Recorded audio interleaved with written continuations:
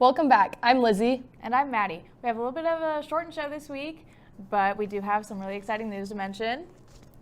This weekend we became 6-time national champions.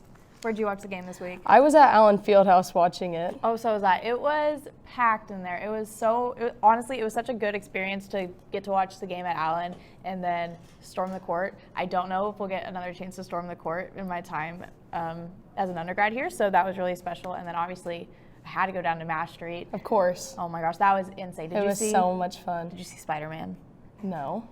Oh my gosh, I saw on Mass Street there was like this guy dressed as Spider-Man in a shopping cart, like crowd surfing. Obviously I saw all the other guys like crowd surfing, but that was my specific favorite. Oh, yeah, I can't say I saw that, but that's crazy. Oh, I know. It's definitely been a long, crazy week. At this point, I'm a little bit tired. Just kind of been celebrating all week.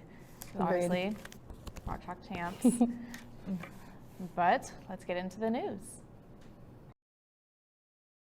Russian forces have withdrawn from the northern capital of Kiev, but have redeployed to the eastern side of Ukraine.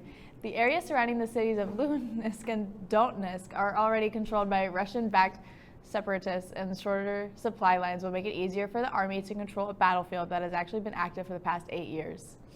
The U.S. Senate is expected to confirm Judge Ketanji Brown Jackson to the Supreme Court. 3 Republicans are expected to join the 50 Democrats and 2 independents in support of Jackson, who would be the first black woman in the Supreme Court. Lawyers for the KU professor accused of defrauding the university and concealing a relationship with a Chinese university made their final agreements on Tuesday, and the jury began deliberations yesterday. Prosecutors say that chemistry professor Feng Tao deliberately concealed work in a research lab in China and actively recruited students. The defense team says Tao is a victim of Trump-era policy that targeted Asian scientists. The KU Center for Russian, East European, and Eurasian Studies is co-hosting a conference on campus this weekend that will feature national experts on cybersecurity. This morning's keynote address was given by Defense Intelligence Agency Director Trent Mall. Speakers and presentations will continue throughout the day at the Bird Union. The KU debate team made it to the national semifinals last week before losing to Michigan. The team of junior Mickey Mahan and Michael Scott advanced to the Final Four with wins over Dartmouth, Harvard, and Cal Berkeley. This was the 3rd straight year KU advanced a team to the Final Four. There will be one more chance to celebrate the national champion Jayhawks basketball team this weekend. KU Athletics announced a parade will take place at 2 p.m. on Sunday on Mass Street. The route will begin on 6th Street and continue south to 19th Street. And in sports, the baseball team lost 14-6 last night at Missouri. The Jayhawks dropped to 10-17 overall and just 1-5 in the Big 12 Conference. KU will welcome Illinois State to Hogland Ballpark this weekend for a 3-game series. Friday night's game will begin at 6 p.m. Saturday's first pitch has been changed to 3 p.m. and Sunday's game will begin at 1 p.m. The softball team sits at 12-20 and is also just 1-5 in the conference. Baylor is in town this weekend for games on Friday, Saturday, and Sunday. First pitch on Friday at Arocha Ballpark will be at 4 p.m., Saturday's game at 2 p.m., and Sunday's is scheduled to begin at noon. The tennis team is in Texas this weekend with matches in Austin and Waco. The Jayhawks will play Texas on Friday afternoon and Baylor on Sunday morning. KU is currently 13-7 overall and 3-for-3 in the conference. It's opening day for Major League Baseball, but 2 games have already been postponed for bad weather. The Red Sox-Yankees game in New York and the Mariners-Twins game in Minneapolis have both been put off until Friday, leaving 7 games to play today. The Royals are home against Cleveland with first pitch scheduled for 3:10 this afternoon. And finally, today is the first day of the Masters. Golf's biggest tournament got underway this morning at Augusta National, and all eyes are on Tiger Woods, who will be making a return to the course after being injured in a car accident just over a year ago. So are you excited about the games today? Am I excited about the games today? Obviously, big Cubs fan here. It's going to be an interesting year because, obviously we lost a lot of players at the last trade deadline that have been on the team for a while. So this is the first opening day in years that there's not going to be Anthony Rizzo or Chris Bryant or Javi Baez. So that's going to be weird, but I don't think the Cubs are going to be as terrible as everyone thinks they're going to be. Personally, I'm honestly, if we finish 3rd in the division, I'll be happy. But overall, I'm excited. My favorite player is the starting pitcher for the Cubs today. So I don't know, it's gonna be a good day. Are you excited? I'm going to have to disagree with you. I'm not excited about the Cubs, but I am excited about my team, the Cardinals, and especially Albert Pujols making a return because that's just great. But I hope they can pull out a win against the Pirates today. And then we're gonna take a break and then we'll be back with the KU Gamer. 37% of teens are cyberbullied. 95% of teens say they have an online presence. 23% of students say they have bullied someone. Before you post, think, is it true? Is it helpful? Is it inspiring? Is it necessary? Or is it kind? For more information, visit stopbullying.gov. From adversity, we rose.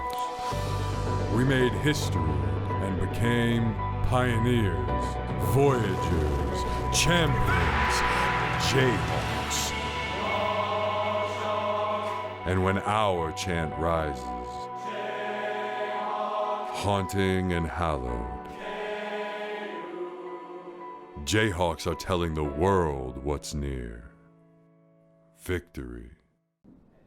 Welcome back. My name's Justis, and I am the KU Gamer. I'd like to start off by saying congratulations to the Jayhawks for a massive win. Congratulations, you guys definitely deserved it. Today we're going to be talking about some video games. More specifically, we're going to be talking about one of my favorite video games. The game is called Elden Ring, and initially the game was released with a lot of bugs, and a lot of people were a little skeptical on how it was going to play. But with some patches coming out and a little bit of fixes, it actually got a 10 out of 10 rating on IGN, and 92% of 142,542 votes were considered positive on Steam. So Elden Ring, in my opinion, is definitely going to be the game of the year. There's just so much to it. It's an RPG game, so you can kind of do whatever you want. They give you a map, they give you all these different things to do, and you can build your own story. It's a really beautiful game. The game was developed by From Software, which is a developer that also developed another game called Dark Souls, and they created this whole genre of game that is different from any others. It's very unique to its style, difficult, and very hard to master in a way. It was directed by Hidetaka Miyazaki and George R.R. Martin, who is a pretty renowned fantasy writer. A lot of big streamers have been playing this game, even if they aren't necessarily these kind of streamers. So Dr. Disrespect is a very popular FPS type streamer, which is like first-person shooter. And he released a couple games on YouTube of his gameplay, and it's fantastic to watch. It's really cool to see these streamers branch out into another world. So the game is definitely not for casual gamers. A Dark Souls or a Souls-like game means that there's a lot of things you have to remember. The lore to the game itself is actually, it's through the items. You have to read about everything, and you kind of learn about the game through the gameplay itself.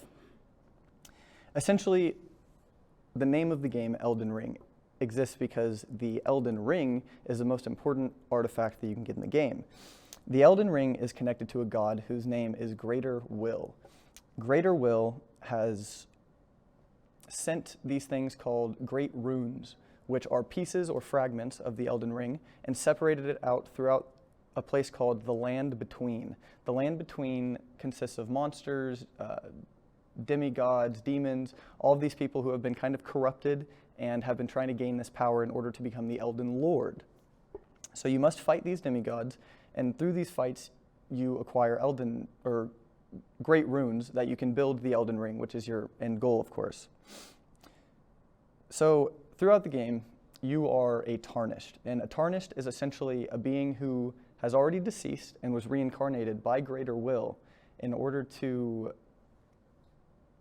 kind of take control of this world, make it their own, and through these great runes that you collect, you can determine how you want this world to grow. You can make it corrupt, you can make it utopia, it's all up to you. The land is obviously, as I mentioned, forsaken with undead, and every corner there's an enemy, there's always somebody there to fight you, and it's one of those games that if you haven't tried, you definitely have to reach out and try it. And I think that's really it for me. Thanks for tuning in, everybody. Catch us back next week.